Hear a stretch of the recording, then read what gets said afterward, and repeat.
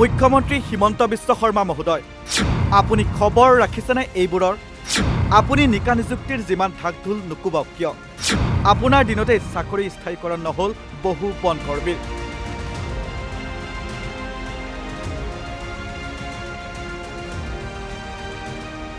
চাকৰি নিয়মীয়াকৰণৰ নামতো একাংশই নামিছে ধন সংগ্ৰহত। পিছে আপুনিহে গম নাপায় এইবোৰ খবৰ। এবাৰ পাৰিলে খবৰ ল'ব। ধন নিদিলে যেন মনেই নিমিলে বন বিভাগৰ, ধন নিদিলে যেন আগ নাবাঢ়ে কোনো চৰকাৰী কাম, যাৰ বাবে কাৰ্বি আংলঙৰ অস্থায়ী বনকৰ্মীৰ চাকৰি নিয়মীয়াকৰণ নোহোৱাক লৈ অসন্তুষ্টি প্ৰকাশ সন্মিলিত কাৰ্বি আংলং জিলা ছাত্ৰ পৰিষদ উচ্চকাৰ। চাকৰি নিয়মীয়াকৰণত অনিয়মৰ অভিযোগ উচ্চকাৰ।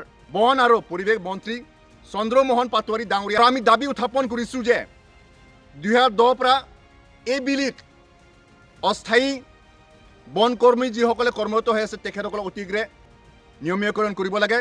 অন্যথা ৰাইজৰ সহযোগত অনাগত দিনবোৰত আমি গণতান্ত্ৰিক প্ৰক্ৰিয়াৰে আমি জংগী আন্দোলন গঢ়িবলৈ বাধ্য হ'ম। যোনসকল বৰমূলীয়া যোনটো পইচা লয়, যোনসকলক সাধাৰণ যোনটো ৰাইজৰ যোনটো পইচা লয়, তেওঁলোকৰ যোনটো কেজুৱেল ৱৰ্কাৰ ৰেগুলাৰ কৰিম বুলি যোনটো নাম পঠাম বুলি তেওঁলোকৰ যোনটো পইচা লৈ আছে, এইটো অতি সোনকালে বন্ধ কৰিব লাগে বুলি আপোনালোকৰ যোগেদি আমি দাবী জনাব বিচাৰিছোঁ।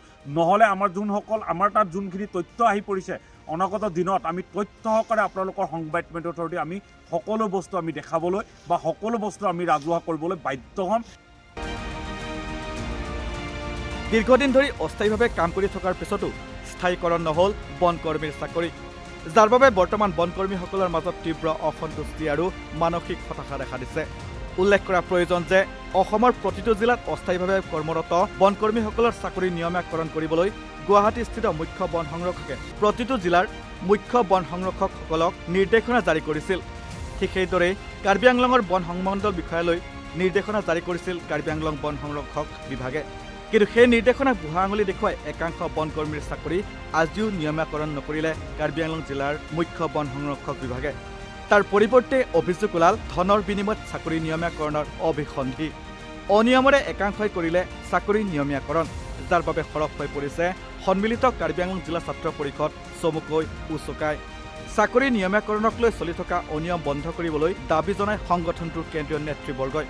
লগতে অস্থায়ী বনকৰ্মীসকলৰ চাকৰি নিয়মীয়াকৰণ কৰাৰ সন্দৰ্ভত সংগঠনটোৱে গুৱাহাটীত উপস্থিত হৈ অসম চৰকাৰৰ বন তথা পৰিৱেশ মন্ত্ৰী চন্দ্ৰমোহন পাটোৱাৰীক সাক্ষাৎ কৰি স্মাৰক পত্ৰ প্ৰদান কৰে।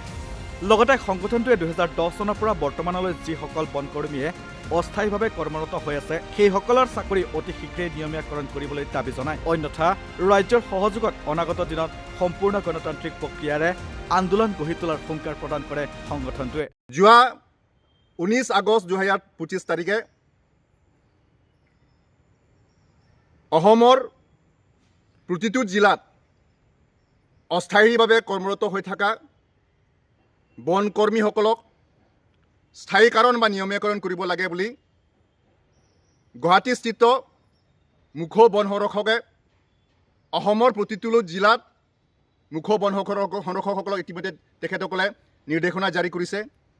সেই নিৰ্দেশনাৰ ভিত্তিত কাৰ্বি আংলং জিলা মুখ্য বন সংৰক্ষকগৰাকীয়েও কাৰ্বি আংলং যিটো মুখ্য বন সংৰক্ষকৰ অধীনস্থ থকা সমূহ বন সংমণ্ডল বিষয়ালৈ নিৰ্দেশনা জাৰি কৰিছে।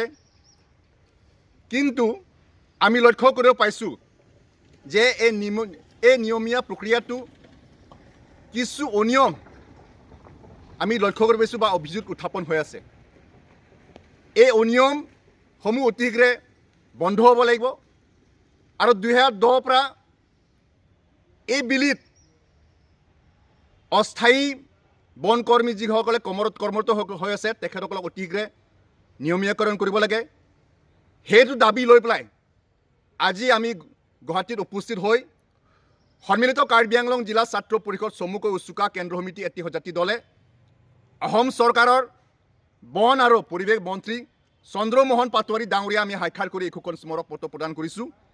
আৰু আমি দাবী উত্থাপন কৰিছোঁ যে 2010 পৰা এই বিলিত অস্থায়ী বনকৰ্মী যিসকলে কৰ্মৰত হৈ আছে তেখেতসকলক অতি শীঘ্ৰে নিয়মীয়াকৰণ কৰিব লাগে। অন্যথা ৰাইজৰ সহযোগত অনাগত দিনবোৰত আমি গণতান্ত্ৰিক প্ৰক্ৰিয়াৰে আমি জংগী আন্দোলন গঢ়িবলৈ বাধ্য হ'ম আৰু সম্পূৰ্ণ জগৰীয়াব এই সাহসীয় বিজেপি চৰকাৰ।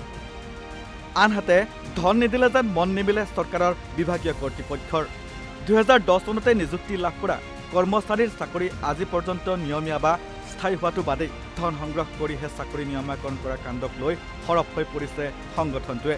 আমি এই বিবিধ সময়ত এইটোৰ ওপৰত আমি প্ৰত্যেকটো কাৰ্বি আংলঙৰ DOFৰ পৰা আদি কৰি PCCFৰ পৰা গুৱাহাটী আজি আমি অসম চৰকাৰৰ মন্ত্ৰী ডাঙৰীয়াকৈ এখন স্মাৰকপত্ৰ প্ৰদান কৰিছোঁ। আমি লক্ষ্য কৰিব পাইছোঁ যে যোনটো 10 চনৰ পৰা যোনটো তেওঁলোকক যোনটো কেজুৱেল ৱৰ্কাৰসকলক যোনটো কোনো তেওঁলোকক ৰেগুলাৰ কৰিব লাগে, কিন্তু কাৰ্বি আংলঙত অন্যতা আমি দেখিব পাইছোঁ।